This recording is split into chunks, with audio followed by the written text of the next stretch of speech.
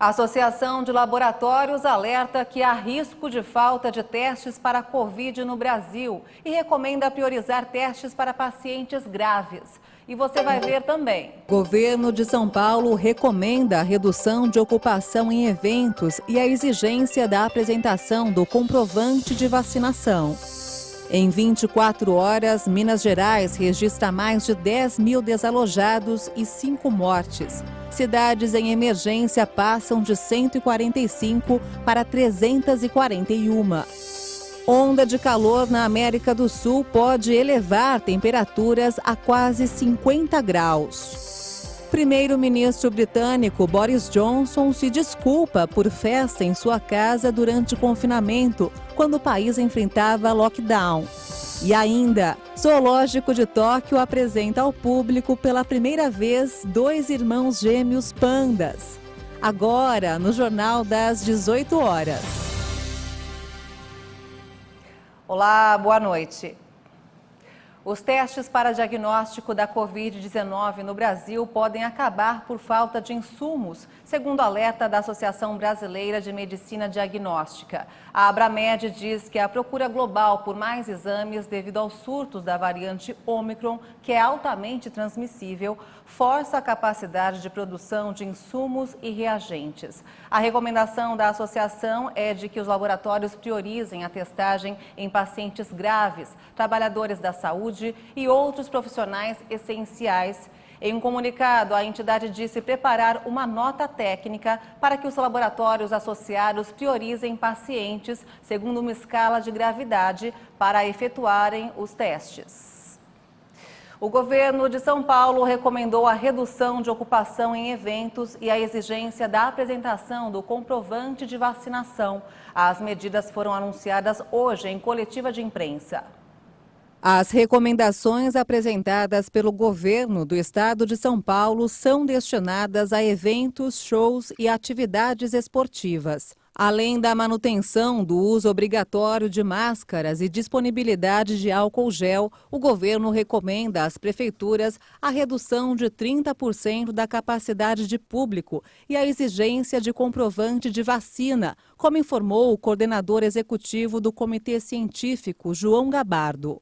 Todos os eventos, shows e atividades esportivas devem exigir o comprovante da vacina completa. O deputado federal pelo DEM, Davi Soares, avaliou a medida. Muito embora a gente entenda que o governo está tentando, digamos assim, a diminuição do contágio, a grande verdade é que o cartão de vacinação é mais uma tentativa do governo que não vai funcionar. Por que não vai funcionar? Porque todos podem pegar essa variante, os vacinados e os não vacinados. O que o governo deveria fazer é incentivar, mostrando cientificamente que vale a pena se vacinar e não colocando ainda mais restrições e dificuldades para aquele que não se vacinou. Enfim, sintomas são em medidas inócuas que não vão gerar o resultado que se espera. Na coletiva também foi anunciada a prorrogação da obrigatoriedade do uso de máscara em todos os lugares até o dia 31 de março. Nos estádios, o limite de 70% do público é uma determinação e a nova regra entra em vigor no dia 23 de janeiro. E outros estados e municípios também adotaram medidas de restrição para tentar impedir o avanço da variante Ômicron.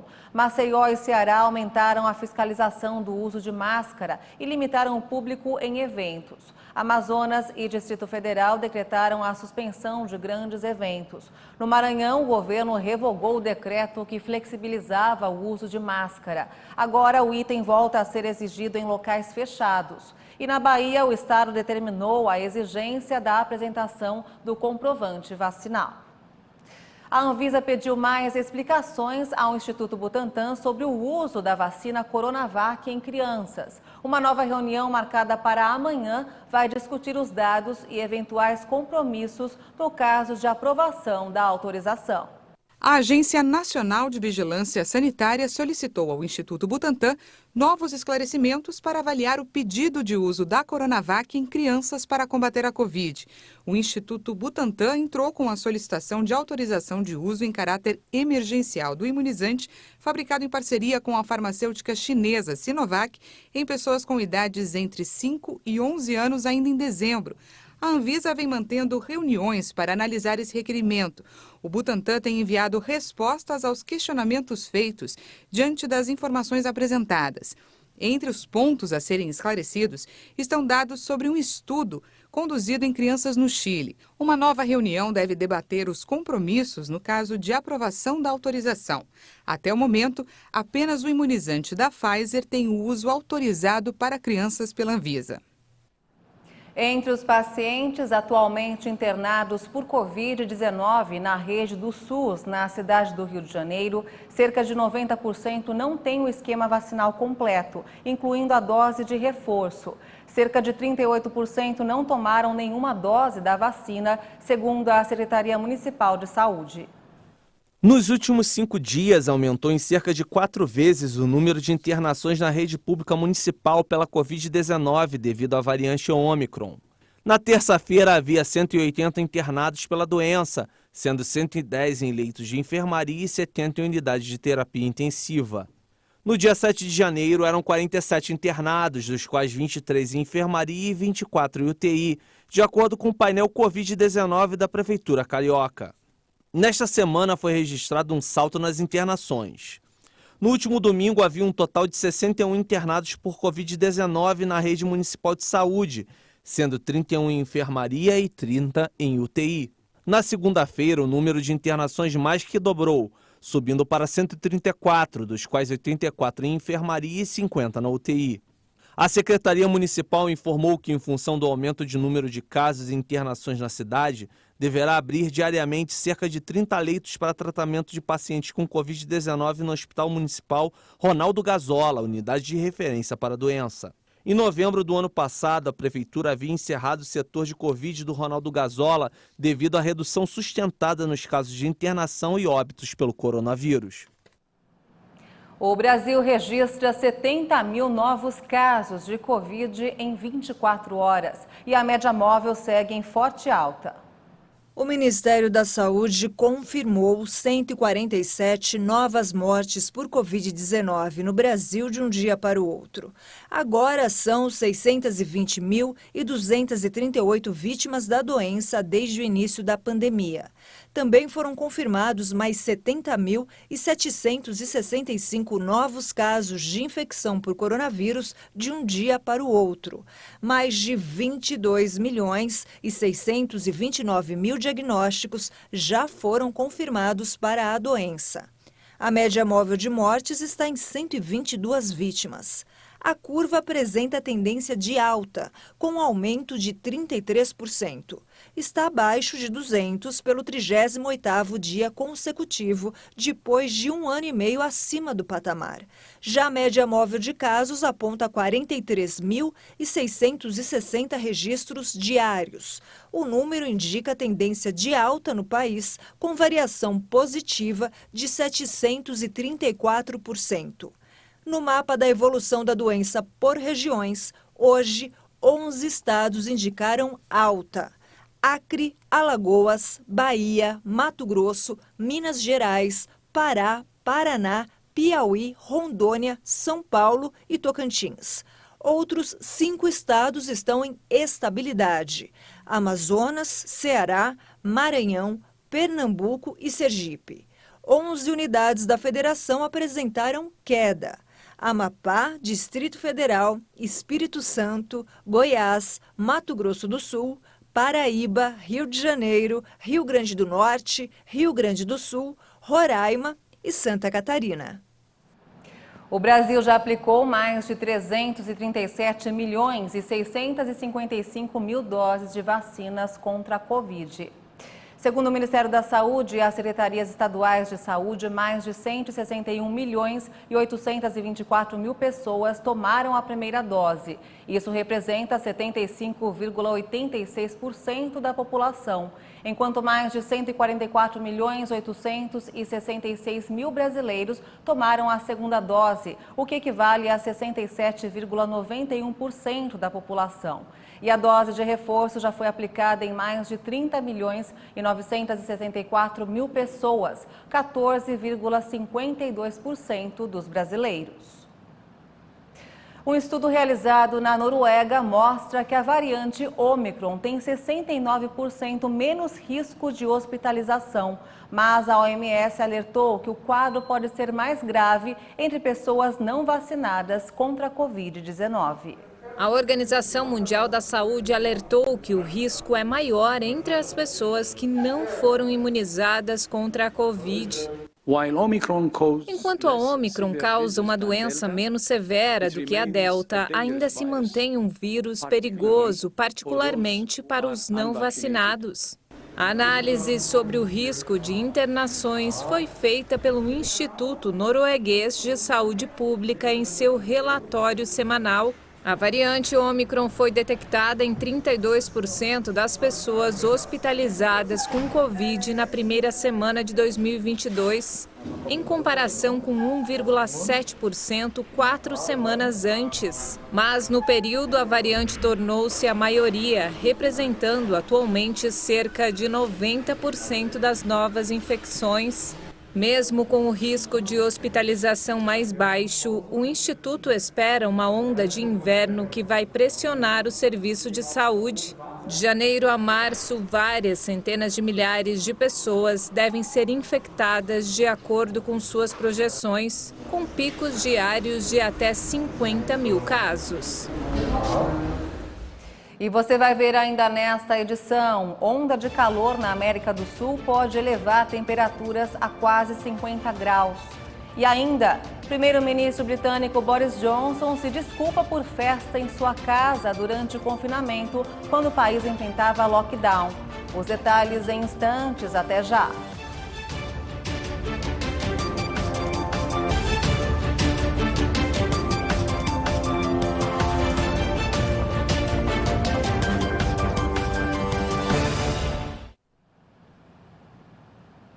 Estamos de volta. Servidores, ao menos 17 categorias, estudam paralisar as atividades em protesto por reajustes salariais, de acordo com a Folha de São Paulo. A manifestação vem depois que o presidente Jair Bolsonaro sinalizou que apenas os policiais seriam atendidos em 2022. O Fórum Nacional Permanente de Carreiras Típicas de Estado aprovou no fim de dezembro o calendário para 3 dias de paralisação, 18, 25 e 26 de janeiro.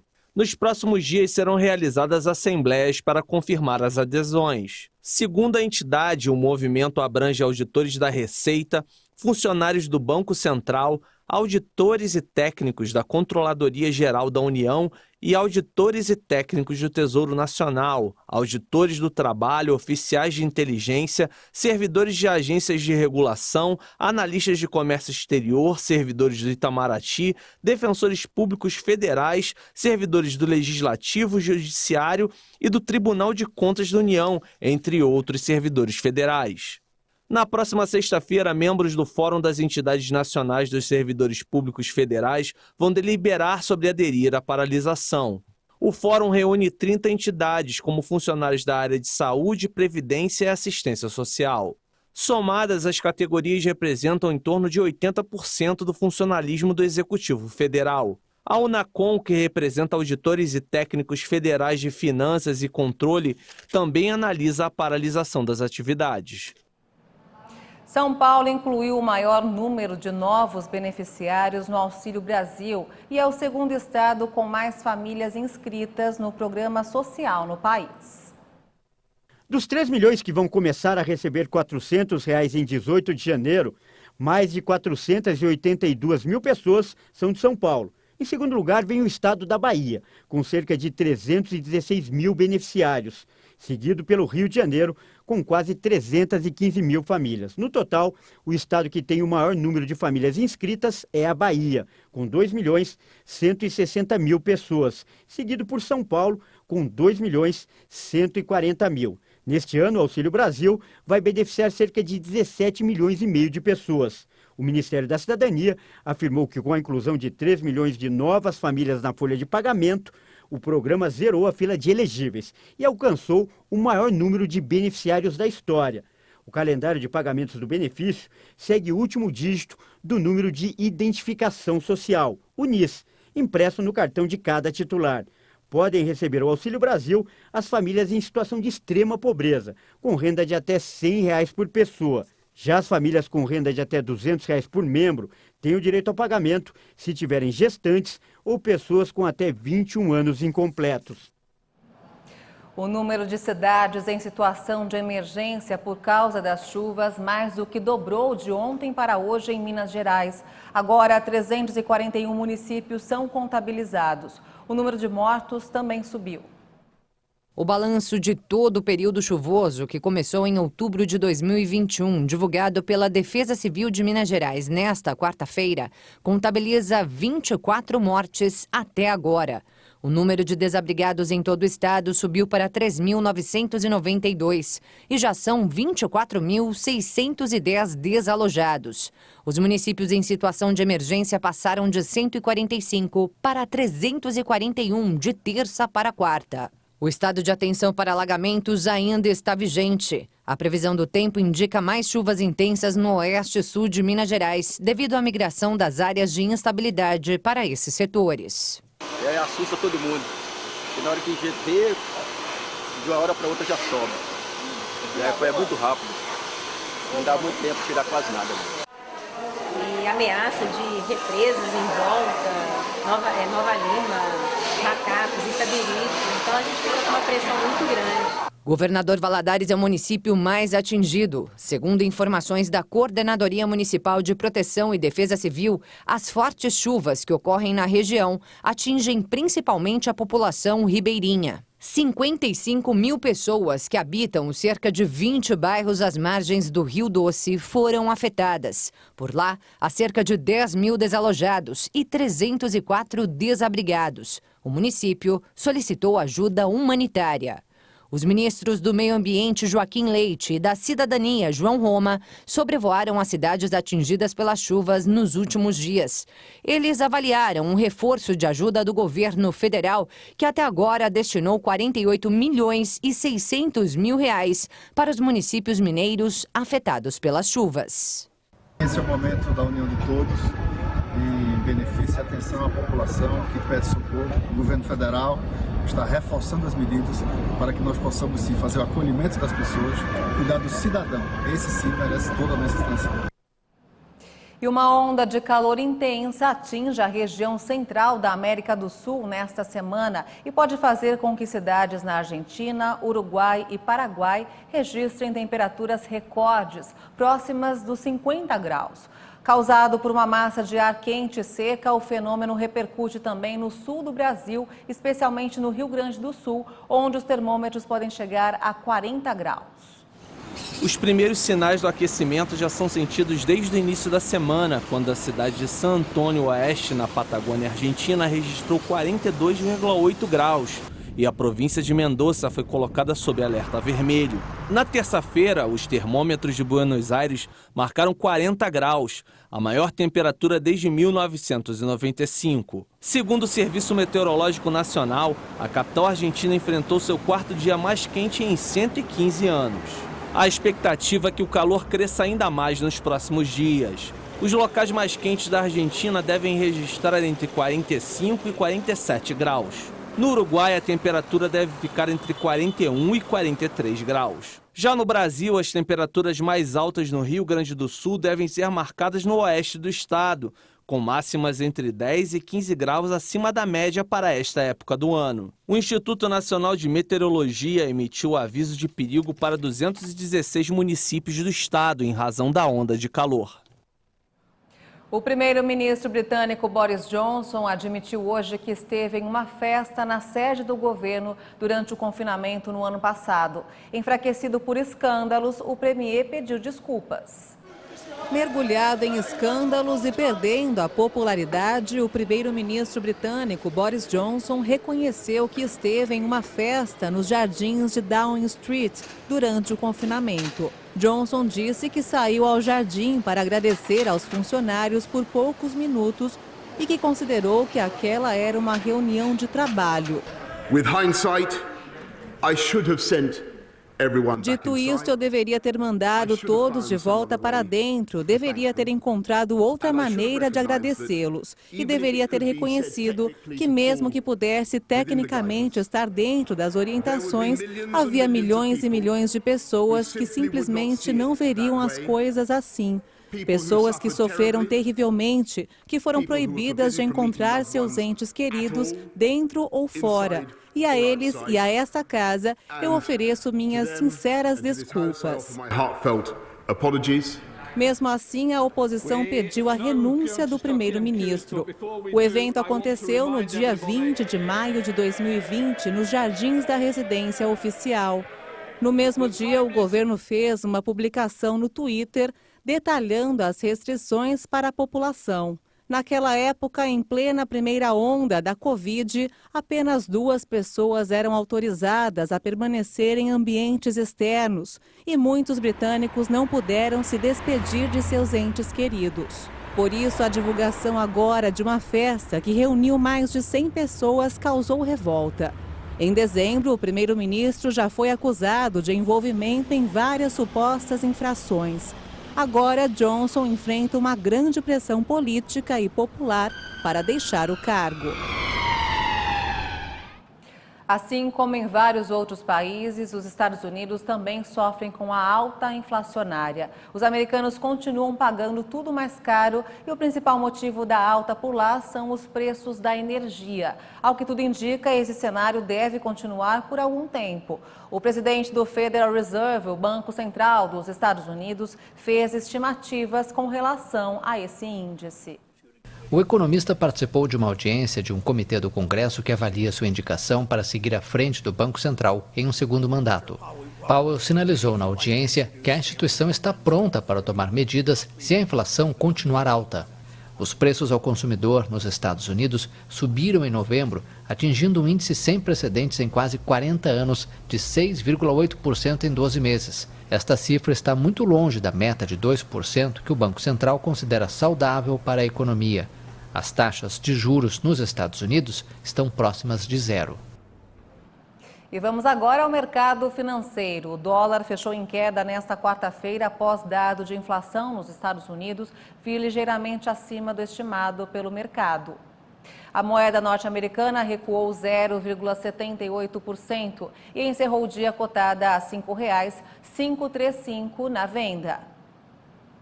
O tenista número 1 do mundo, Novak Djokovic, admitiu erros em seus documentos de viagem e em seu comportamento depois de testar positivo para a Covid-19, enquanto luta para permanecer na Austrália para disputar um novo título de Grand Slam. O tenista número 1 do mundo testou positivo para a Covid-19 em dezembro passado.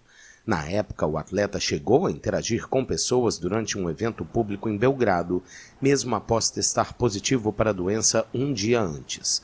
A mãe de Djoko, Dijana, disse que o filho provavelmente não sabia que estava contaminado pelo coronavírus.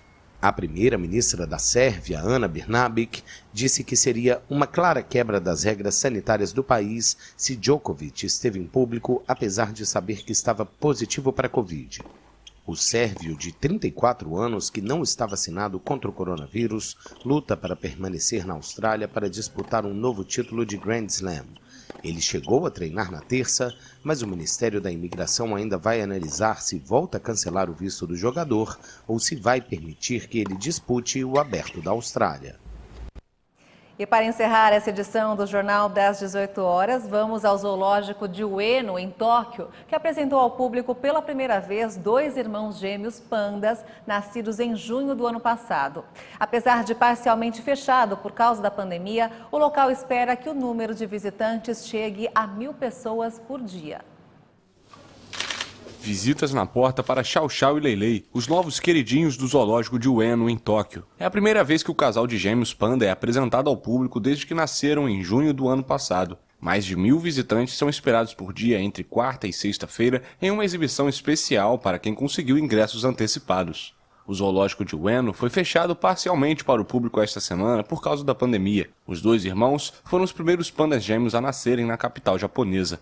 Estima-se que existam cerca de 1.800 pandas gigantes na natureza, enquanto outros 600 vivem em zoológicos e centros de reprodução em todo o mundo. A União Internacional para a Conservação da Natureza classifica a espécie como vulnerável. Em uma política amigável de relações internacionais, conhecida como diplomacia panda, a China empresta os animais como um gesto de agrado ao país amigo. E o Jornal das 18 horas fica por aqui. Você acompanha outras informações durante a nossa programação. Obrigada pela companhia, uma boa noite para você e até amanhã. Tchau!